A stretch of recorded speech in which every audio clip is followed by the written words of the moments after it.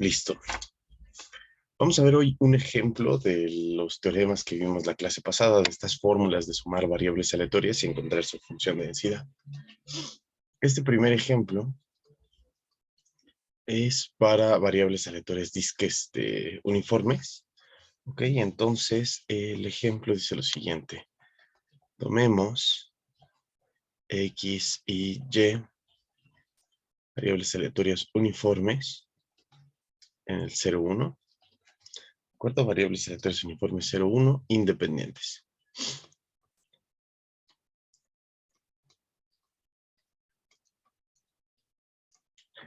Tenemos nuestras dos variables aleatorias uniformes independientes. Son idénticamente distribuidas, son uniformes en el 0, 1. Ok, y nosotros buscamos la función de densidad de la suma de las variables aleatorias en algún punto. Ok, entonces estamos buscando cómo se distribuye la suma de dos variables aleatorias uniformes independientes. Este ejercicio es particularmente ilustrativo porque no es nada fácil. Es de los más difíciles de sumas de variables aleatorias por todas las consideraciones que vamos a hacer y ilustra mucho todo el procedimiento que se tiene que hacer para sacar la suma. Entonces vamos a comenzar. Esto es así.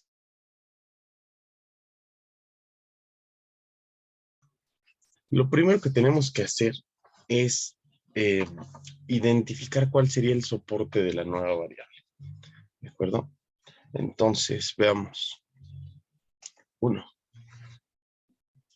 El soporte de la variable x más y.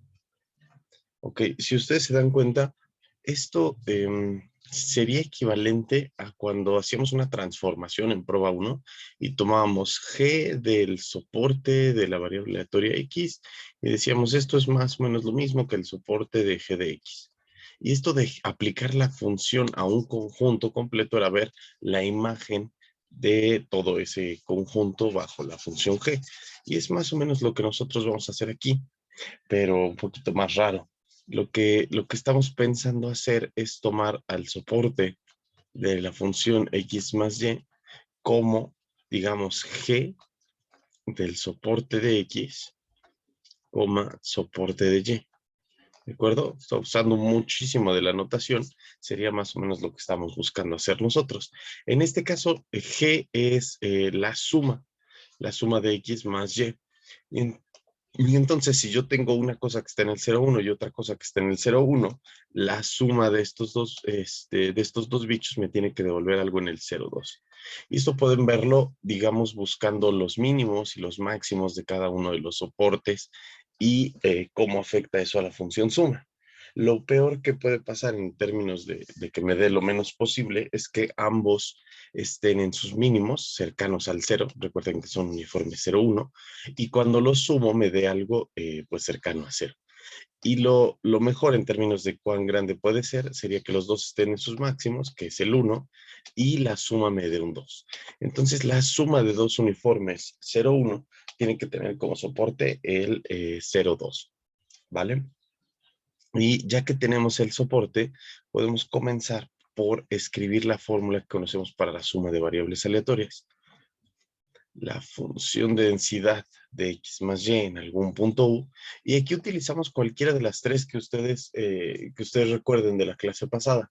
Voy a utilizar cualquiera de las tres, pero en particular pues puedo utilizar la de las convoluciones. La general, la que me dice, bueno, si conoces la función de densidad de x y conoces la función de densidad de y son independientes, entonces es la integral sobre todo r de f de x en u menos y multiplicado por f de y en y todo esto integrado respecto de y. Esta es la general cuando tengo dos variables aleatorias independientes y conozco su función de densidad de x y su función de densidad de y. ¿Qué es lo que pasa aquí? Tengo dos variables aleatorias cuya densidad conozco y que son independientes. ¿De acuerdo? Y entonces, bueno, pues lo único que tendría que hacer en este caso es algo sumamente sencillo, porque esto sería la integral sobre todo r, ¿ok? De un 1, que es la función de densidad de x. integrado sobre cierta, multiplicado sobre cierta indicadora, digamos sobre cierto evento A, ¿ok? Y esto depende de dónde está Y, ¿ok? Aquí tengo un 1, acá tengo otro 1, eso ya lo sabemos, y depende de cierta indicadora de dónde esté la variable Y, integro esto respecto de Y, y bueno, pues esto me va a quedar la integral sobre el conjunto A de un 1 integrado respecto a Y. Solo tenemos que saber cuál es este conjunto que estamos trabajando aquí. Y eso es lo que vamos a hacer acá. Voy a poner de este lado. ¿Quién es A?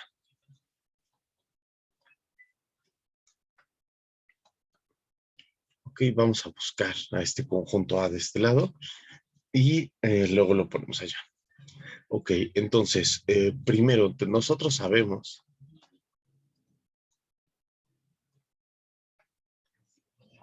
que f de x o f de y, la que sea en particular, por ejemplo, f de y en y, es igual a 1 si la variable y con la que estamos evaluando se encuentra en el 0,1. Ok, recuerden, son uniformes 0,1, entonces su soporte es el 0,1 y valen 1 siempre y cuando estén dentro de ese conjunto, ¿ok? Esto sería lo mismo que poner a la indicadora en el 0,1 valuado en Y, ¿cierto? Es la misma función de densidad. El 1 o la indicadora si estamos en ese conjunto. Ahí está. Y otra cosa que nosotros sabemos es que la función de densidad de la variable X en el punto U menos Y va a ser exactamente lo mismo. Va a ser 1 siempre y cuando donde estemos evaluando, es decir, U menos Y, se encuentre en el 0,1. Y esa es la clave de lo que vamos a hacer acá. Necesitamos que ambas variables, en este caso y U menos Y, se encuentren en el 0,1. Eso es lo que nosotros queremos que ocurra. Ambas variables se encuentren de esa forma. ¿Recuerdan ese ejercicio de prueba 1 en el que ustedes vieron que la indicadora de cierto conjunto A, el que sea, multiplicado por la indicadora de B, es lo mismo que la indicadora del producto A intersección B? Aquí tienen dos indicadoras, esta y esta. Y entonces su producto tiene que resultar en una sola indicadora que sea la intersección de esos dos eventos.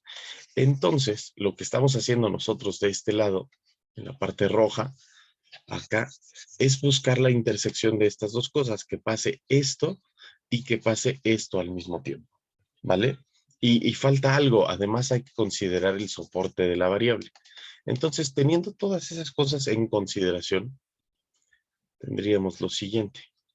Tendríamos, digamos, 3 desigualdades, ¿ok? Tendríamos que 0 es menor que Y, menor que 1, ¿cierto? También tendríamos la de esta parte. U menos Y, bueno, 0 es menor o igual que U menos Y, menor o igual que 1. Y además, finalmente, también tenemos que considerar que 0 es menor que U, menor o igual que 2. ¿Ok? Estas surgen de las indicadoras de la función de densidad de Y esta de la función de densidad de X. Y esta, la última que acabo de poner, la de la U, surge del soporte de la variable aleatoria. Es muy importante esa parte. Necesitamos saber dónde está U también, porque como vamos a restarle U a Y, pues este bicho de acá tiene que estar en cierto rango y cuando le reste algo que está en el 0,1, como me dijeron acá, tiene que responder a lo que estoy buscando. ¿Vale? Entonces, ya que tengo todas esas desigualdades, podría ver lo siguiente. Si todo esto se cumple, justamente así como está, digamos, podríamos desarrollar esta de acá, ¿no? Esta de acá la podríamos desarrollar, que es la que tiene a las dos juntas, y de ahí hacer las restricciones específicas. Entonces, esta de acá que tiene ambas desigualdades, pues podría restar U en todos lados, por aquí menos U, aquí cancelarlo, y aquí tener un menos U. Y después cambiar el signo simplemente para que no tenga tantos para que no tenga tantos signos menos. Y en el momento en el que cambio el signo, multiplico todo por -1, voy a cambiar el sentido de las desigualdades. ¿Qué es lo que me va a quedar? Me va a quedar u menos 1, que sería el 1 menos u aquí, con signo cambiado, menor o igual que y, que es la parte del medio con signo cambiado, y aquí tendría en vez de menos u, una u, menor o igual que u, ¿de acuerdo? ¿Por qué estoy haciendo esto? Recuerden que estoy integrando respecto a y, ¿ok? Entonces me interesa saber dónde se mueve y. Al menos ya sé que respecto a u no se puede mover de estos puntos, ¿ok? Pasa un pequeño inconveniente además. Recuerden que u está aquí. Entonces, en particular, u podría ser, digamos, igual a 0. O u podría ser igual a 0.5. En ese caso, 1 menos u, pues me devuelve algo así como -1 o menos 0.5 en alguno de estos dos, ¿ok? Si eso pasa, no puedo integrar a y desde -1, no podría yo decir aquí, entonces integra y desde -1 hasta 2, por ejemplo, que sería el mayor de estos. Eso no es posible. Tengo que considerar además dónde está la u y dónde debe estar la y. Por el momento solo he considerado esta de acá. ¿Vale? Entonces, al momento que consideramos esto, le vamos a poner restricciones a los valores de la y. Por ejemplo, esto de acá lo podemos considerar así como está, pero no puede tomar los negativos, ¿de acuerdo? Entonces, lo que yo puedo hacer aquí es decirle, sí está bien ese u menos 1, pero toma lo máximo con 0. Entonces, tómate el máximo entre 0 y u menos 1. Y esto menor o igual que y. Y para el caso de la y no la puedo integrar hasta 1, eso no se puede, hasta 2, que es el valor de u. Entonces también lo voy a topar con 1. De este lado, tómate el mínimo entre 1 y u. ¿Ok? Entonces, pasar de esta desigualdad a esta de aquí es utilizar en conjunto estas dos. ¿De acuerdo? Particularmente es utilizar esta principalmente, aunada a esta de acá, para poder decir, bueno, y está entre esas dos cotas, pues en particular es mayor que el máximo de estos dos y es menor que el mínimo de estos dos. Y ya está. Es todo lo que estamos haciendo nosotros. Como y se encuentra en estos lugares, y no puede salir de esos y ya no tiene ningún inconveniente si u es igual a 0 o u es igual a 2 o lo que sea, pues no nos causa inconveniente esta desigualdad, podemos utilizarla, no pasa absolutamente nada y entonces seguimos integrando esto de acá. Ya sabemos quién es A. A es esta cota que está aquí. Y entonces voy a integrar desde el máximo entre 0, el máximo entre 0 y u menos 1 hasta el mínimo entre 1 y u. ¿Sí? Ahí está mi cota. Y lo que voy a integrar yo es un 1 respecto de y. Y sencillamente, pues bueno, es una constante integrada sobre cierto intervalo. Y lo que ya sabemos nosotros de integración es que eso me tiene que devolver la constante, es decir, 1 por el tamaño del intervalo. Entonces, lo que yo tendría es que esto es igual al mínimo entre 1 y u menos el máximo entre 0 y u menos 1. ¿De acuerdo? Y esto hay que aclararlo para u en el 0,2. Muy importante que esto pase. ¿Ok? Y podemos mejorar bastante la expresión. Nosotros podríamos dar una forma mucho mejor de esta expresión. En vez de restar estos mínimos y estos máximos, podríamos pues revisar qué es lo que está haciendo esa resta que está ahí, ¿no? Revisar qué es lo que hace la resta. Entonces, por ejemplo, cuando este mínimo da algo en particular, pues ver qué es lo que pasa, ¿no? Entonces, para mejorar la expresión,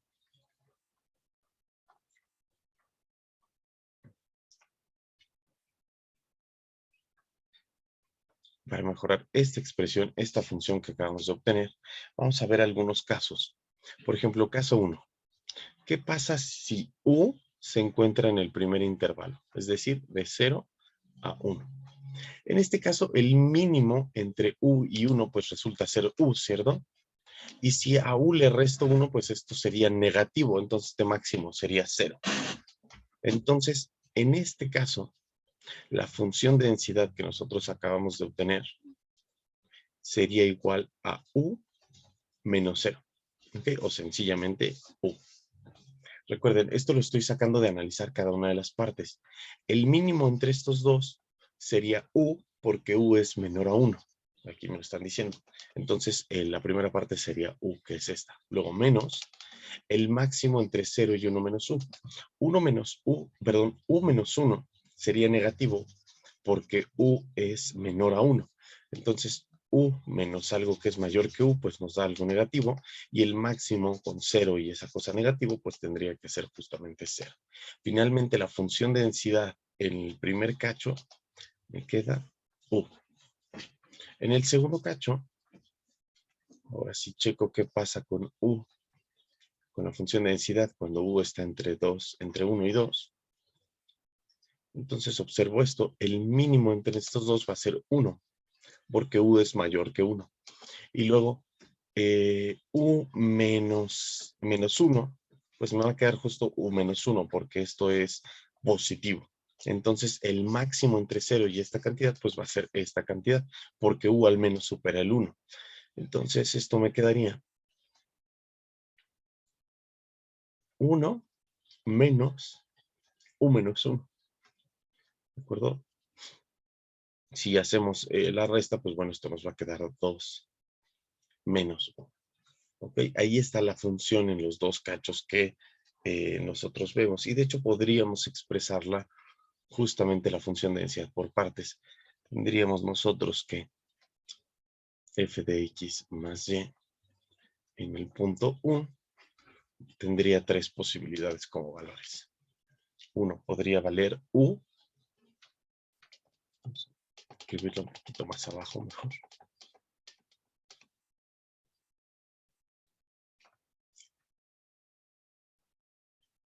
Ahí está ya, con mejor espacio. Okay, entonces, el primer valor posible que podría tomar esta función sería u. Okay, siempre y cuando u se encuentre en el 0, 1. Sería 2 menos u si se encuentra entre 1 y 2. De esta forma. Y 0 en cualquier otro caso. Ok, ahí está nuestra función de densidad y podemos graficarla para ver cómo se ve. De hecho, la gráfica es bastante sencilla porque nada más son dos líneas posibles. La gráfica de esta función de densidad. Ahí está. Entonces, vamos a poner aquí en rojo f de x más y. Yo sé que, por ejemplo, aquí está el soporte. Pensemos que este es el 0 y este es el 1. Pensemos en el 1 hasta acá. El 2 más bien, disculpen. Y aquí el 1. Entonces ahí está todo el soporte de 0 a 2. Antes de 0, la función de densidad vale exactamente eso, 0. Y después de 2, la función de densidad vale 0. ¿Okay? Que es este 0 de cualquier otro caso. Justo fuera del soporte, pues no vale lo que buscamos. Ahora, entre 0 y 1, su valor es precisamente la identidad. Entonces, vamos a dar justamente eso. Aquí está la función de densidad. Yo creo que mejor lo haré con una línea.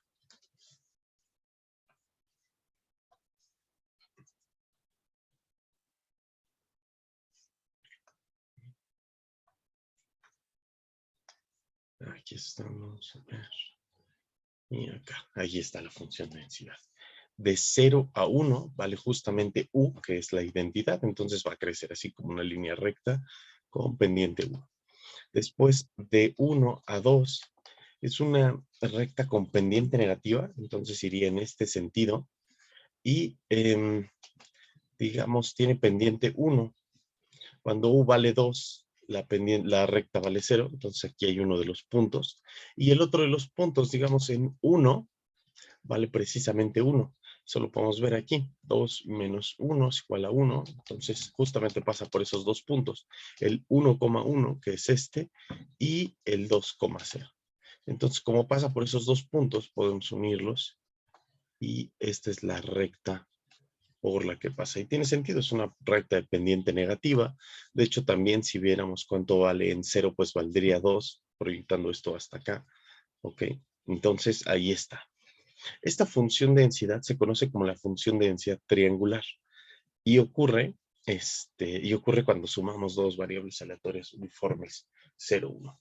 También es conocida como la distribución de Irwin-Hall y después la van a ver en la guía de ejercicios cuando vean la generalización de esta función.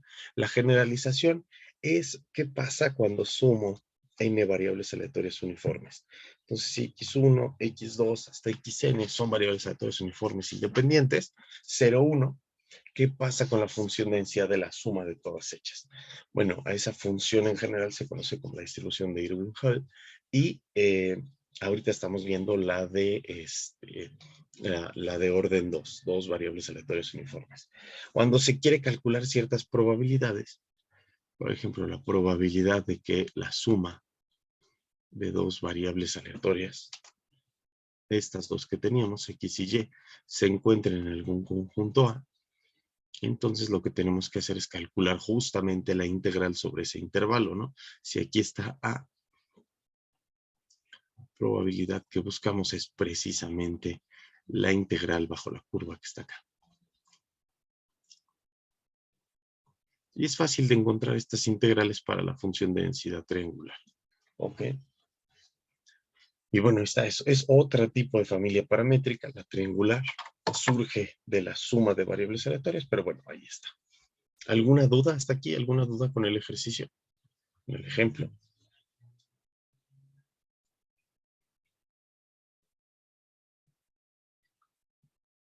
¿Todos bien?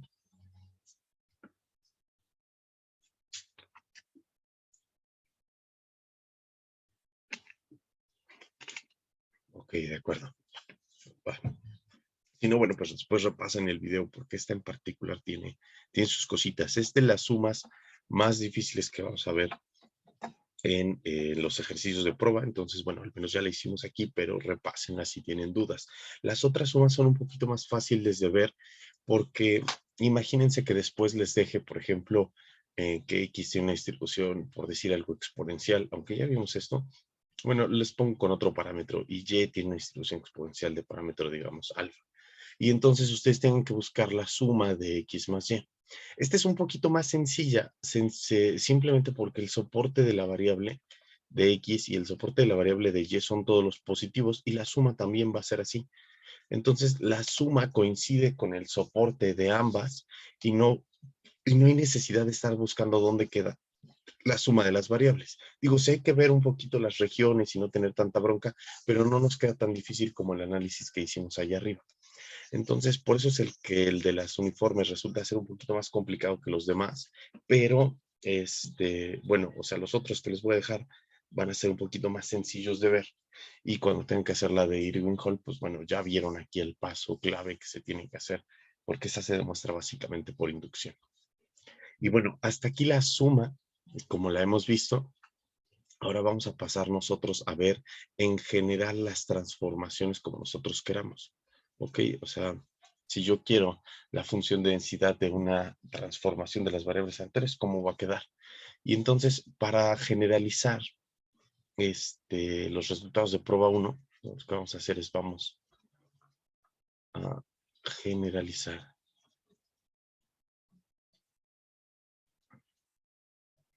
un resultado de prueba 1. ¿Ok? Y ese resultado es el siguiente. Hay que recordar este teorema. Si nosotros tenemos una variable aleatoria continua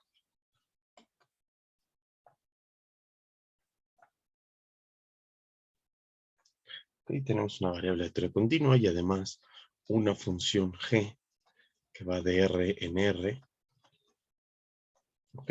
La que sea. Y esta función pensemos que es estrictamente monótona.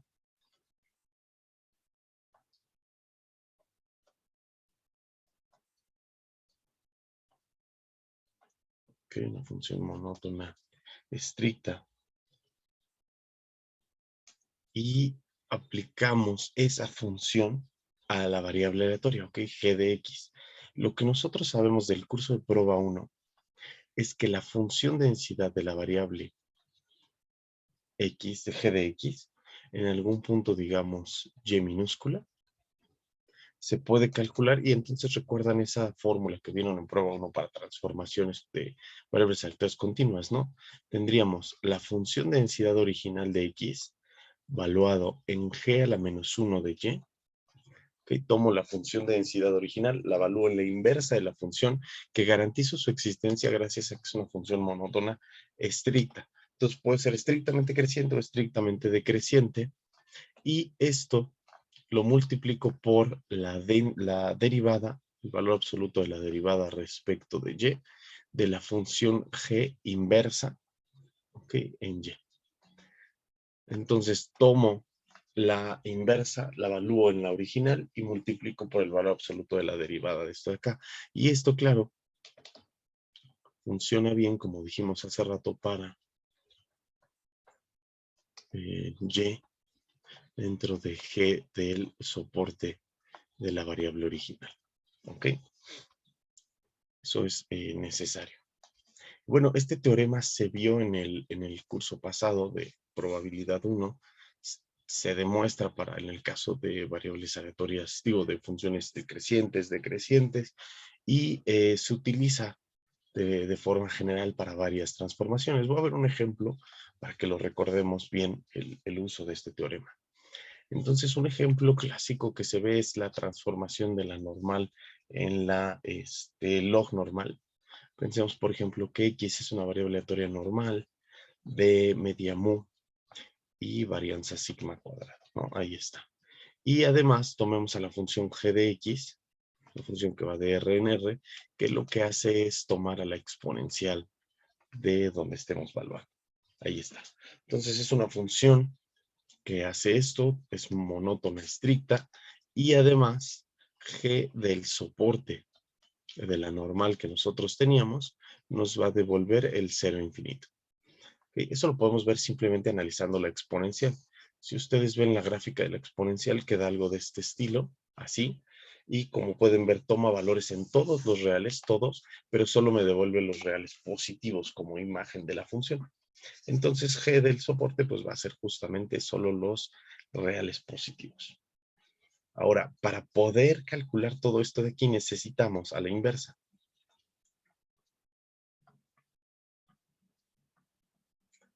A G a la menos 1 de Y. Ok, la función inversa. Esta es monótona estricta, es creciente, por lo tanto tiene una inversa, y su inversa, como nosotros sabemos, pues va a ser el logaritmo natural de Y. Ok, entonces aplicadas estas juntas, pues me devuelve la identidad, lo cual quiere decir que sí es exactamente la inversa. Y además, la derivada de esta función también la conocemos. La derivada respecto de Y, de G a la menos 1 de Y, sabemos que es igual a 1 sobre Y. ¿De acuerdo? Y ya está. Entonces, esto funciona, digamos, todo lo que estamos haciendo para Y en el cero infinito abierto. Como estamos trabajando con una variable aleatoria continua y su transformación también va a resultar en una variable aleatoria continua, no nos va a interesar tanto el punto cero donde se nos va a desaparecer.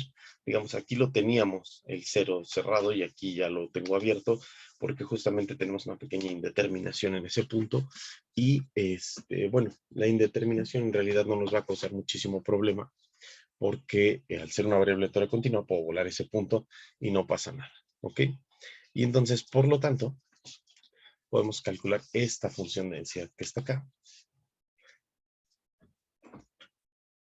de la siguiente forma. Digamos, g de x o e a la x, voy a poner así como g de x, valuado en algún punto y, pues va a ser la función de densidad original, recuerden a la de la variable aleatoria normal, valuada en el logaritmo natural y multiplicado todo eso por el valor absoluto de esta cantidad.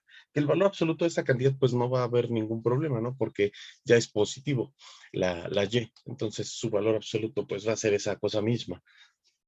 Y entonces, ¿qué nos quedaría? Nos quedaría algo así, 1 sobre 2 veces pi por sigma cuadrada, parte de la distribución normal, multiplicado por la exponencial, valuada en menos un medio de, y aquí nos quedaría x menos mu entre sigma cuadrada, ¿no? Pero en vez de poner x, voy a poner la inversa de y, que es el logaritmo natural de y. Tendría el logaritmo natural de y menos mu, todo esto dividido entre sigma cuadrada, entre sigma y aquí elevo al cuadrado. ¿Ok? Para más facilidad. Cierro la exponencial y multiplico todo eso por el valor absoluto de 1 entre y. ¿Ok? Y esto para y mayor que 0. ¿Okay? Noten que aquí le volé el punto y igual a 0, pero no importa. En realidad, al ser una variable aleatoria continua, pues no importa que le haya volado el punto. Podríamos expresar esto un poquito mejor. Podríamos colocar este cociente, por ejemplo, al lado de este de acá. Y bueno, de este de aquí pues no tiene mayor forma de salvarlo, pero digamos, lo podríamos expresar esto como 1 entre y, que multiplica a la raíz de 2pi por sigma cuadrada, por la exponencial de menos un medio del logaritmo natural de y menos mu, dividido todo entre sigma elevado al cuadrado, y ya está. ¿Okay? Y hay que seguir aclarando que y tiene que ser una cosa positiva. Y aquí está la función de densidad que nosotros estamos buscando. ¿Okay? Esa es la función de densidad de e a la x. Si nosotros decimos que y sea esa variable, e a la x, ¿de acuerdo? O sea, g de x, entonces y tiene esa función de densidad que estamos diciendo aquí, y decimos que y tiene una distribución log normal de parámetros mu y sigma cuadrada. Aunque mu y sigma cuadrada no sean exactamente ni la media ni la varianza de la variable, pero sí son sus parámetros. ¿Cierto? Este es un ejercicio que se vio en el curso de probabilidad 1, y ahora vamos a utilizar este teorema que acabamos de ver aquí y esta forma de aplicarlo que acabamos de ver en el ejemplo para generalizar las cosas que nosotros sabemos, para generalizarlo y llegar a la transformación de variables aleatorias con funciones más generales. ¿De acuerdo? Y para eso, lo único que voy a utilizar es el teorema de la inversa generalizada. Teorema del cambio de variable generalizado que se vio en cálculo 3 o cálculo 4, dependiendo con quién hayan estado. Entonces voy a bajar para enunciar este teorema conocido que nosotros vamos a usar. Para el caso general,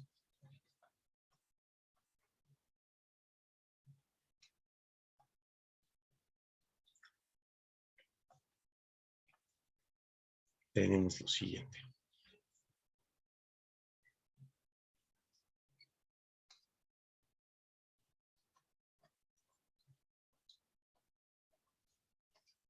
Este es un teorema, también es un teorema de caso de cambio de variable, aunque no es tan general este de aquí, digamos, es para funciones que van de R2 en R2 por ahora, ¿ok?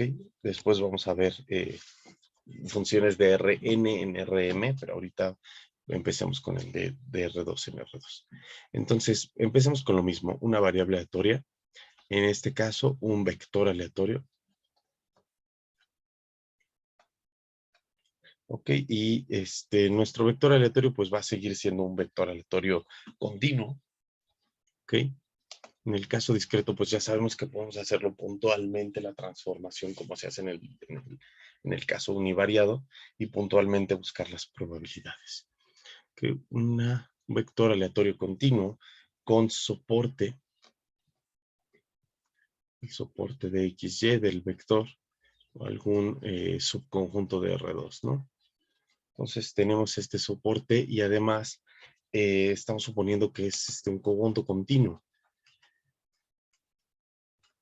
pensando esto como algo no numerable, ¿ok? Eso es a lo que me refiero.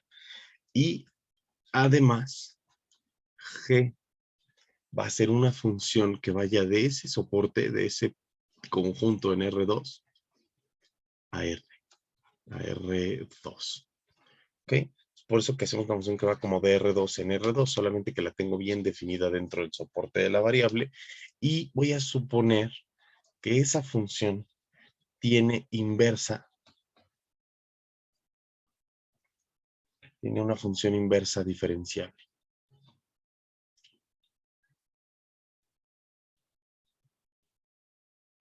¿Ok? Ahora, en lugar de estar suponiendo la monotonía estricta, que sería el caso del caso univariado, en vez de eso voy a suponer que tiene inversa y además que la inversa la puedo derivar. Y es más o menos lo mismo que suponer la parte de la monotonía estricta, más o menos. El hecho de que exista la inversa es equivalente, en nuestro caso, a, a tener la función monótona en el caso univariado.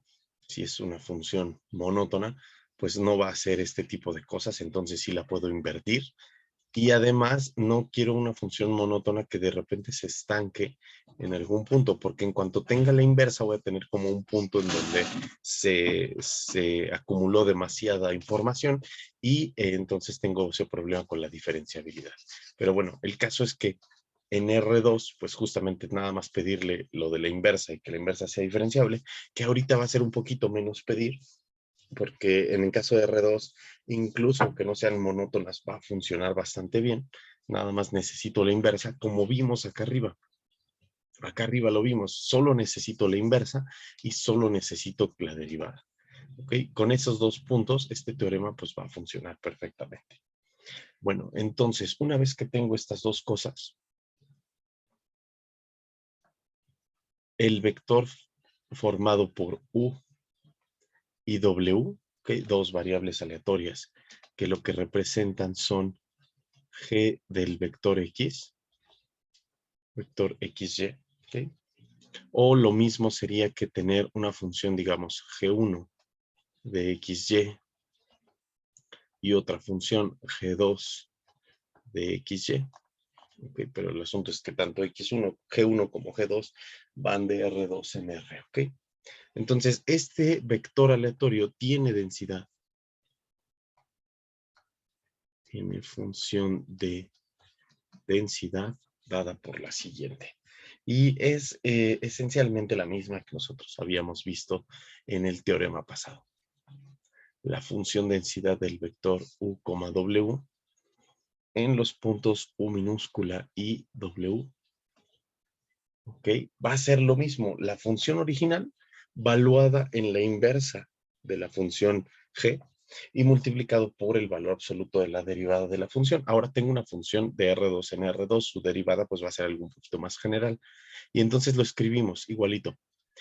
La función de densidad del vector aleatorio XY, valuado en G a la menos 1 de U, W. Ok, ahí está. Y luego multiplicado por el valor absoluto de la derivada. En este caso, en vez de utilizar la derivada, voy a utilizar el jacobiano de la función G. Ok, de la función G a la menos 1. El jacobiano valuado en U, W, y en vez de su valor absoluto voy a utilizar el determinante de la matriz jacobiana. ¿Ok?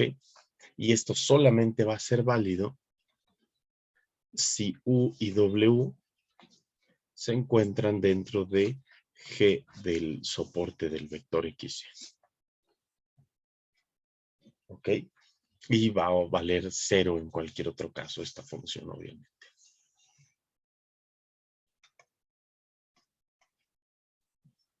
Como ven, es la misma fórmula, solamente la estoy generalizando para el caso de vectores aleatorios. Y vamos a tener más o menos la misma fórmula para el caso de vectores aleatorios de otras dimensiones.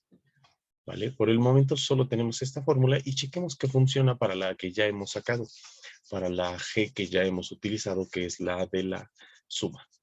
¿ok? La de la suma ya la sacamos, nosotros tenemos nuestras propias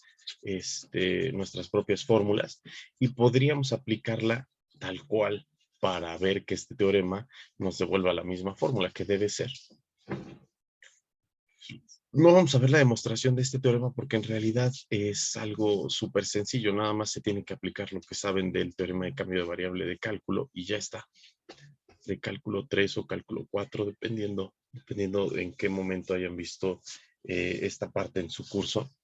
Voy a ver más bien por qué funciona esto.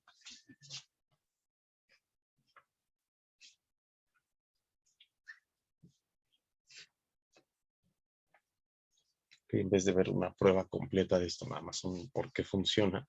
Y digamos, en realidad pasa de la siguiente forma. Si ustedes calculan probabilidades, por ejemplo, que su vector aleatorio x, y se encuentre en algún conjunto A, ¿ok? Y A, recuerden, es un subconjunto de R2.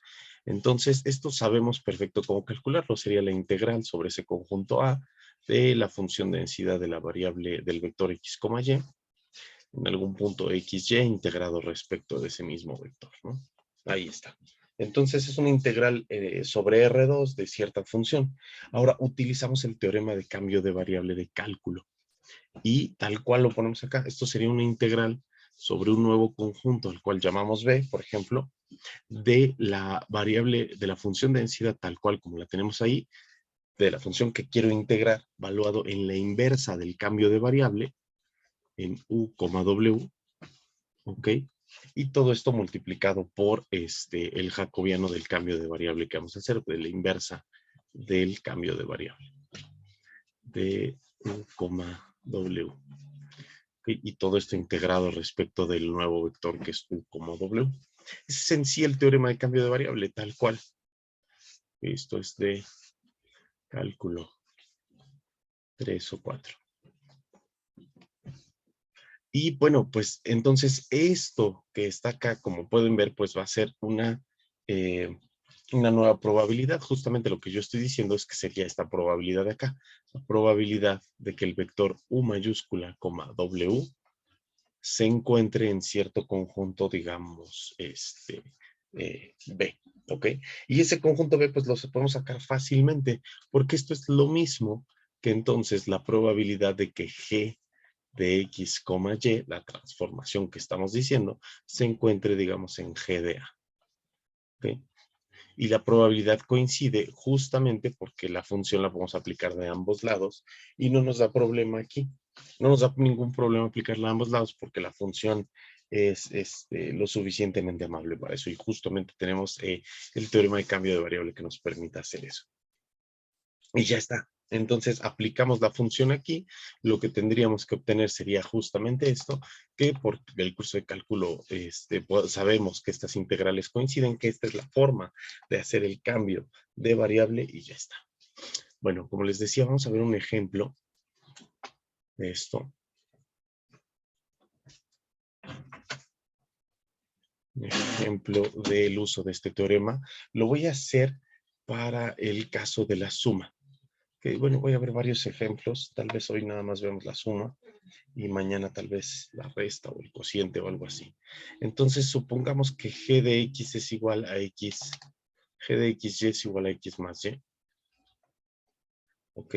Entonces estamos buscando la función de densidad de la variable x más y, como hace rato, ¿no? El hecho de que la función sea esta, x más y, implica que no tenemos lo mismo que teníamos hace rato, ¿no? Tenemos una g que va de R2 en R. Entonces no es una que vaya de R2 en R2. Para poder hacerlo vamos a completarla, que es más o menos lo que hicimos hace rato cuando sacamos la suma con las condicionales. Agregamos una variable aleatoria ahí. Entonces aquí voy a meter a mi función g de xy en dos partes. La primera parte va a ser x más y y la segunda parte sencillamente y. ¿De acuerdo? Okay. Esto sería lo mismo que tener una función g de las variables x y que me devuelva dos variables aleatorias. La primera es la suma y la segunda simplemente la variable y. El truco de meter a la variable y como la segunda función es muy bueno y lo vamos a ver ahorita con el jacobiano. ¿Ok? Entonces aquí tenemos nuestras dos funciones. Esta de acá es G1 de X, Y esta de acá es G2 de X, Y. Aunque solo se evalúe en Y, pero bueno, lo podemos entender como una función de las dos variables que estamos utilizando. Ahí están nuestras dos funciones. Y para sacar la inversa, hacemos lo siguiente.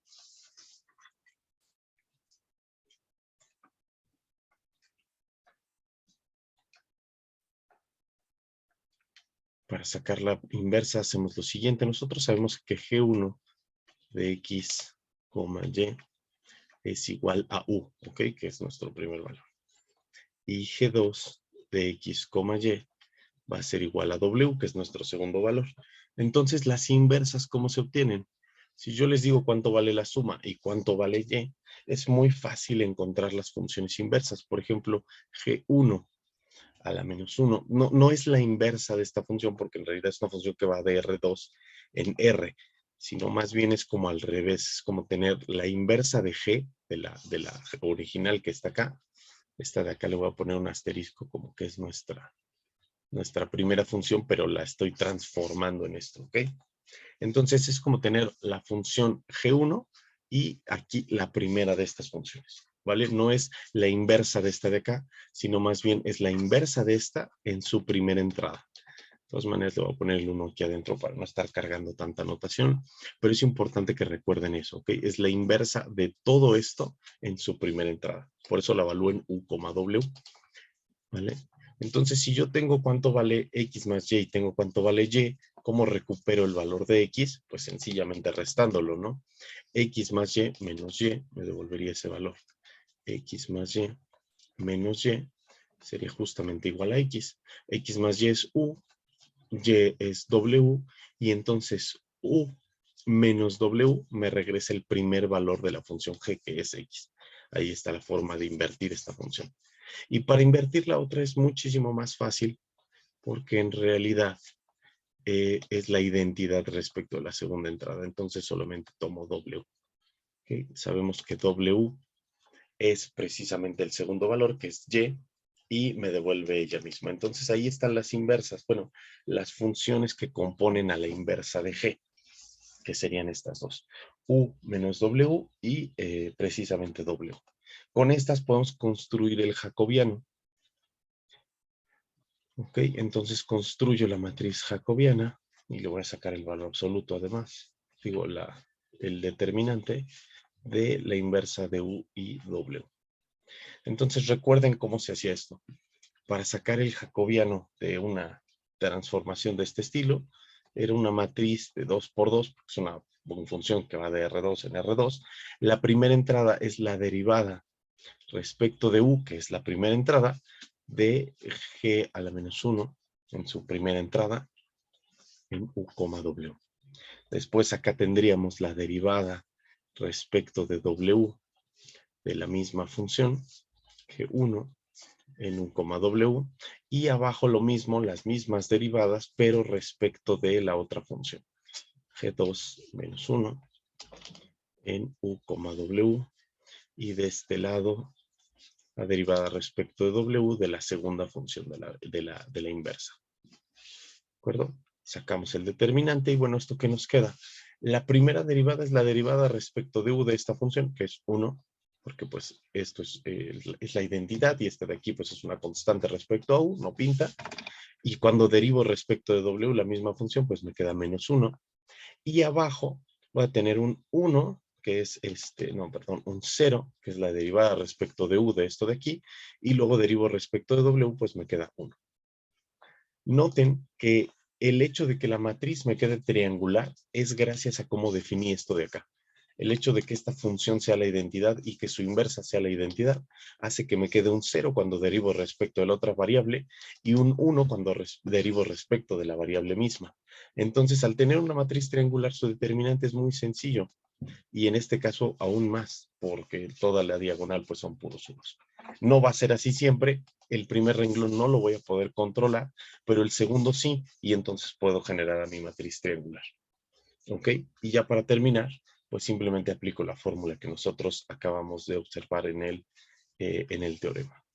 Entonces, por lo tanto, la función de densidad de la suma de x más y, coma y, ¿ok? Porque tengo dos variables, en u, w, va a ser igual a la función de densidad original, valuada en u menos w, que es la primera inversa, coma w, que es la segunda inversa, ¿ok? Y esto siempre y cuando el vector u, w se encuentre en G del soporte del vector aleatorio original, ¿no?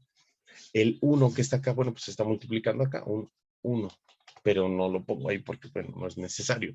Y finalmente, entonces, para obtener la función de densidad de solamente la suma, pues tengo una conjunta aquí, entonces marginalizo la función de densidad de x más y en algún punto, digamos, u, va a ser igual a la integral sobre todo r de la conjunta que tengo ahí en u menos w, w, integrado respecto de w. Y como ustedes pueden corroborar, pues es justamente la fórmula más general que nos quedó de la suma de variables aleatorias la vez pasada.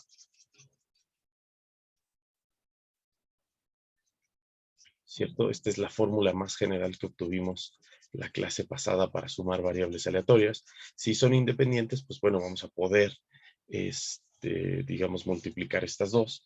Lo único que faltaría por hacer es que esa es la misma que la integral sobre todo r, de cambiar en vez de llamar eso w, pues llamarlo y tendríamos esta fórmula, ¿no? Pero bueno, como vamos a integrar respecto a y, pues ese es una variable que es desechable, entonces la podemos dar, decir el nombre que nosotros queramos, y puede ser u, puede ser w, puede ser y da exactamente lo mismo.